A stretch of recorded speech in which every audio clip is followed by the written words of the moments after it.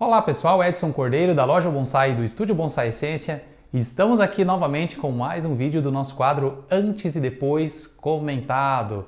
É isso aí, venham com a gente que nós temos mais um projeto super especial aqui para conversar com vocês. E vamos lá!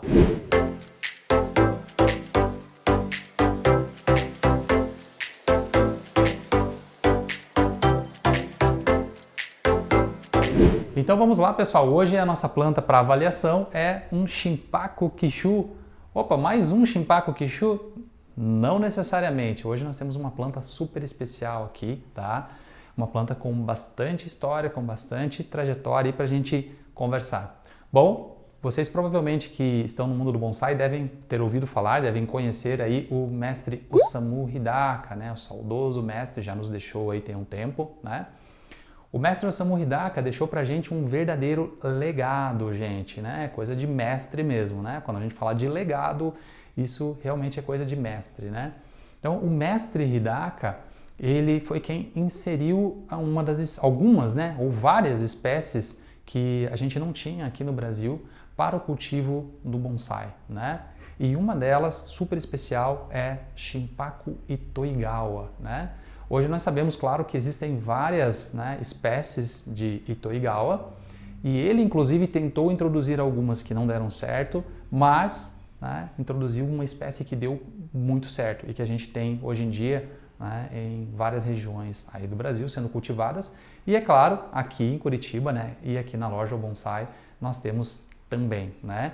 E somos também herdeiros deste legado porque nós temos vários exemplares aqui na loja que foram cultivados pelo mestre Hidaka, foram iniciadas por ele já há bastante tempo, são plantas acima de 20 anos, algumas com 25 anos, tá? E a planta que nós estamos trabalhando hoje é um Shinpaku Kishu, só que ela foi trabalhada, foi desenvolvida dentro do sistema, dentro dos moldes que ele desenvolveu com os Shinpaku Itoigawa também, né?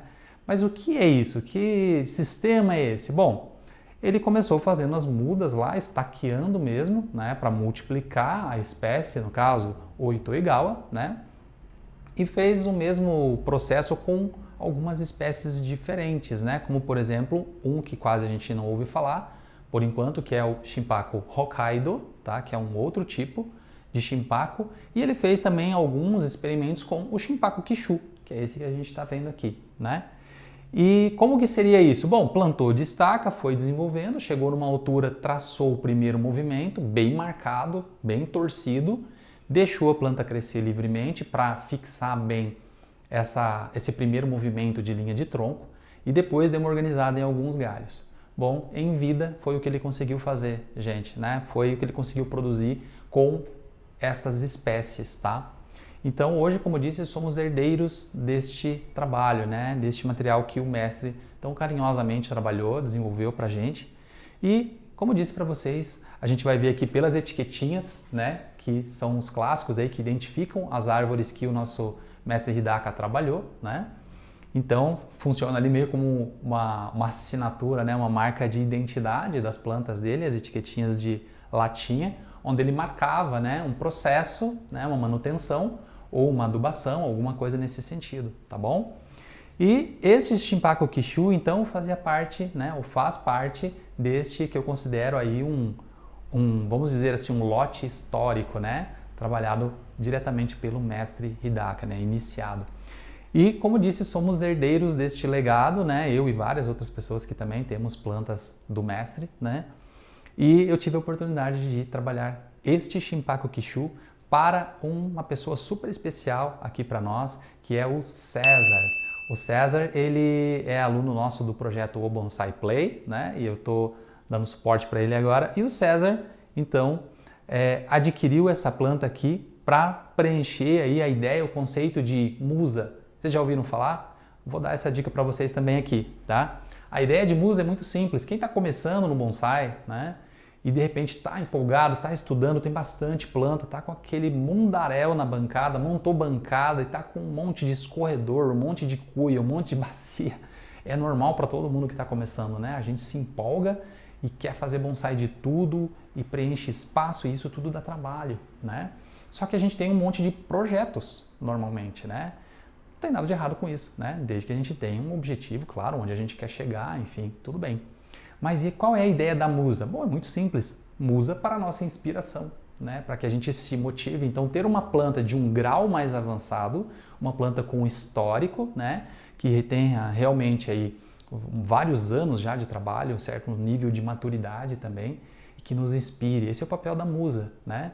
Então a ideia é que ter uma planta de um nível interessante que você possa se inspirar, que você possa objetivar. Como disse, objetivar é importante, tá? Então a musa vai funcionar para isso também, para você olhar para aquela planta, não é numa foto, não é num vídeo, não, é na planta.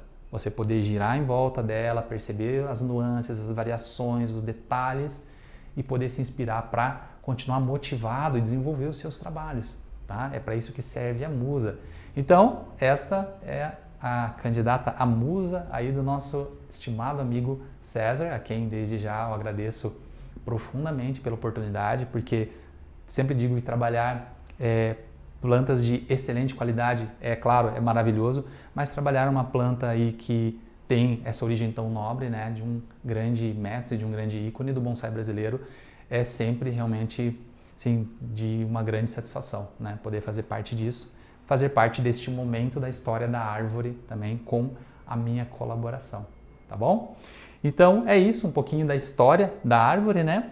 Essa planta também está comigo aqui tem um bom tempo já, né? Ela está em torno aí de 6 anos aqui comigo, também sendo adubada, já foi replantada uma vez sendo adubada, então a gente está vendo aqui agora um material de proteção envolvendo os galhos de segurança que a gente deixou, né, naquela ideia de não podar demais a árvore, preservar, né, material verde, para que a gente não debilite a saúde dela, esse é o propósito, tá? Eu isolei aqui para que vocês possam perceber melhor o design geral da árvore, né, senão a gente teria o verde, principalmente lá no fundo, atrapalhando a visualização.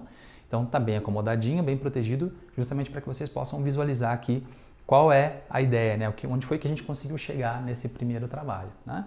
Mas vamos lá, o que foi feito então, né? Qual foi o trabalho aqui? Bom, primeiro de tudo, gente, como são plantas muito velhas, né? São plantas que têm como principal característica, eu diria para vocês, no trabalho de estilização, um ponto fundamental, que é o quê? Mesmo galhinhos finos como este aqui, por exemplo, que eu fiz a aramação aqui em cima, são galhos muito velhos, são galhos que têm acima de 10 anos, têm 15 anos. E aí a gente vai aramar um galho desse, por mais fino que seja, adivinhem só, esse galinho fino já tem cerne, isso mesmo, os juníperos a partir de 12, 13 anos, eles já criam cerne dentro, aquela madeira vermelha, resistente, rígida, né? Então você vai aramar um galho como esse aqui, ele vai estalando, vai quebrando dentro porque tem uma estrutura muito rígida dentro que é o cerne, né? Então é uma característica muito comum para as árvores Hidaka, porque maturidade, pela idade que essas árvores já têm, ok?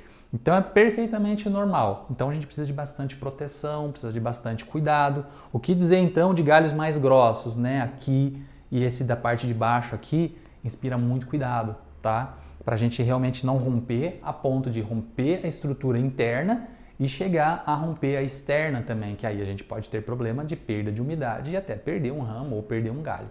Então esse é o cuidado que a gente tem que ter, tá bom? Com esse tipo de trabalho. Outra coisa, nós temos um nível muito avançado de decomposição da madeira, né? Porque ficou realmente no tempo essa madeira se decompondo e é claro, esse processo de decomposição natural, ele pode ser proposital inclusive, né? Ele traz para nós um tipo de trabalho, um tipo de maturidade que a gente não consegue artificialmente. Não consegue com ferramentas mecânicas ou ferramentas manuais. É um tipo de trabalho muito refinado, muito delicado, né?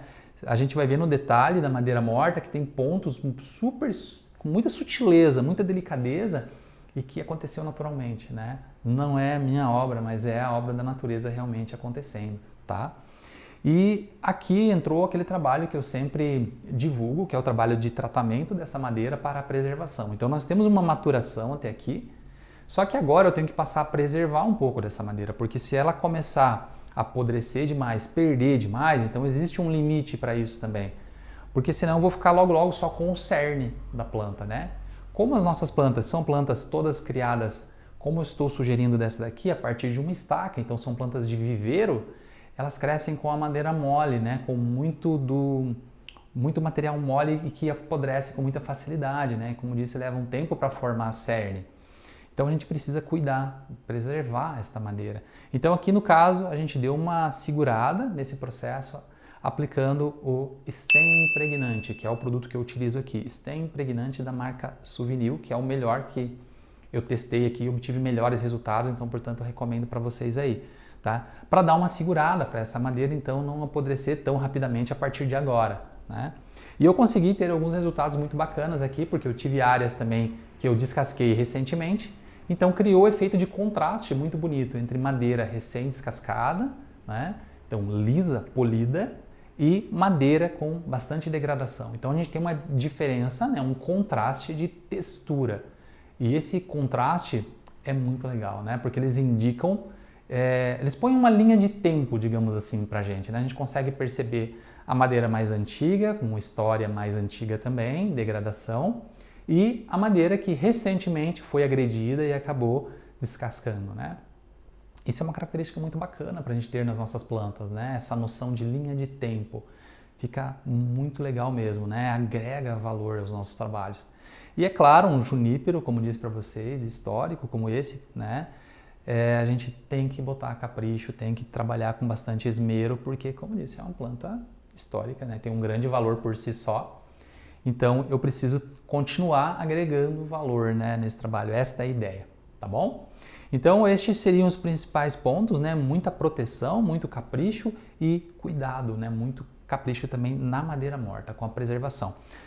A grande pergunta que sempre fica, nesse caso do tratamento da madeira morta, é: tá, Edson, mas a madeira ficou com a cor original, porque a gente utiliza um produto que é sem brilho, né? Mas que ele muda um pouquinho a cor da madeira. Sim, ele muda, não é um produto totalmente incolor, né? E ela nunca vai ficar branca? Calma, gente, vai ficar branca sim. Só que não é o momento agora, não é o momento para isso. Eu estou construindo a árvore, né? Então, enquanto estou construindo, eu preciso pensar no que é necessário para a preservação dessa madeira morta, tá? Quando ela chegar no auge de formação, principalmente da parte verde e estruturação, ok, agora eu começo realmente a pensar na parte de exposição da planta. Ela estará talvez já no vaso ideal também.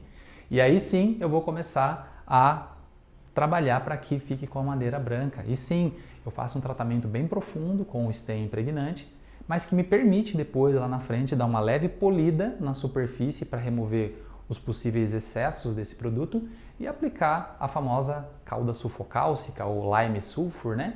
Que vai também deixar branco a madeira. Vai precisar de um bom trabalho, bem caprichado, mas sim, a madeira vai ficar branca se é assim que eu quero. Uma coisa que eu gosto, inclusive, sobre isso, é justamente que, por já ter penetração do produto, do Stem Impregnante, a madeira não vai ficar tão branca, que soa um pouco artificial, fica antinatural. Então, se ela ficar com branco acinzentado, melhor, na minha opinião pelo menos, tá? Essa é a minha visão compartilhando com vocês. Tá certo? Então, eu até prefiro assim, né? Não tão branco, branco ósseo, assim, que vai soar um pouquinho artificial, tá?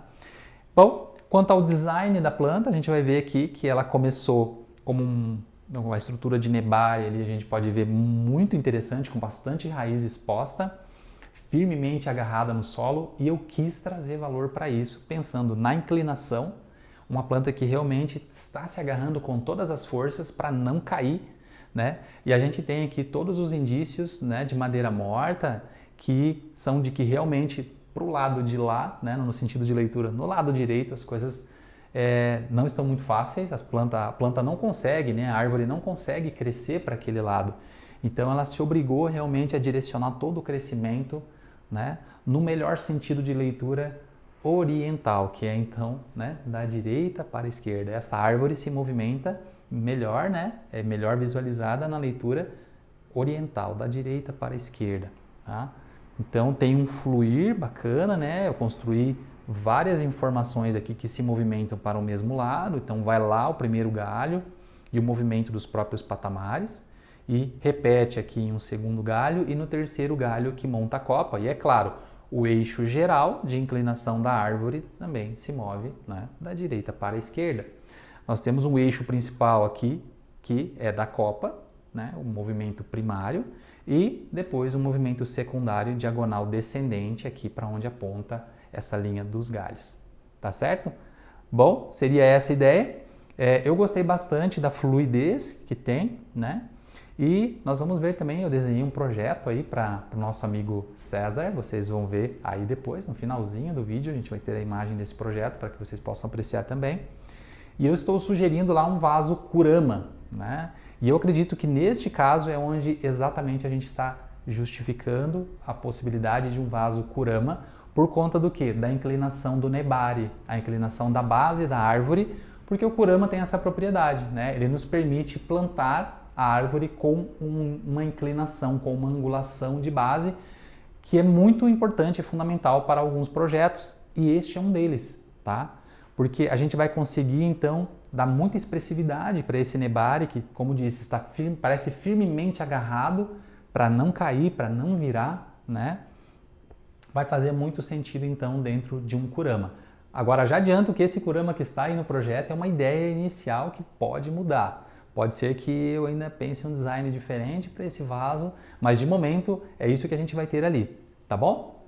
Bom, falando sobre o projeto, acho que seria isso, né? Com a sequência aqui, não muda muito com o que eu sempre falo aqui para vocês, mas vou repetir para você que está chegando agora, de repente, ao nosso canal, está assistindo os nossos vídeos, tá? Eu tenho um trabalho de pós também, que é importante, né? Sempre digo, vamos cuidar bastante com reposição de umidade, tá? A gente vai aplicar também alguns produtinhos, fungicida, inseticida e acaricida, que se a planta der um downzinho de imunidade, a gente vai segurar, tá? E a gente vai aplicar também Super Thrive na folhagem, que é um produto anti-estresse, já falei isso para vocês também. É anti-estresse também no sentido de poda e de estilização, tá? Então eu vou aplicar na folhagem e vou aplicar via solo também. No solo eu também gosto de utilizar muito o Biogold Vital, que é um produto também bem interessante. Tá bem? Vou resguardar a árvore do sol pleno, né, por pelo menos 15 dias, pode ser que até um pouco mais, mas normalmente entre 15 e 21 dias é um prazo mais que suficiente. Claro que isso depende de fator climático também, tá? Então hoje, por exemplo, nós estamos num período que ainda está bem fresco ou até frio aqui, por isso que, claro, eu estilizei essa árvore, né? Então eu posso mantê-la por menos tempo abrigado, porque o tempo lá fora também não está tão agressivo, tá? Se você está em região de clima bem quente, que está bem puxado mesmo na temperatura, pode ser que você precise manter abrigado por mais tempo, tá? Talvez aí além de 21 dias, ok? Essa é uma dica aí para vocês também, tá bom? Bom, gente, é isso aí, tá? Meu agradecimento novamente a todos vocês que estão acompanhando os nossos vídeos, acompanhando o nosso canal.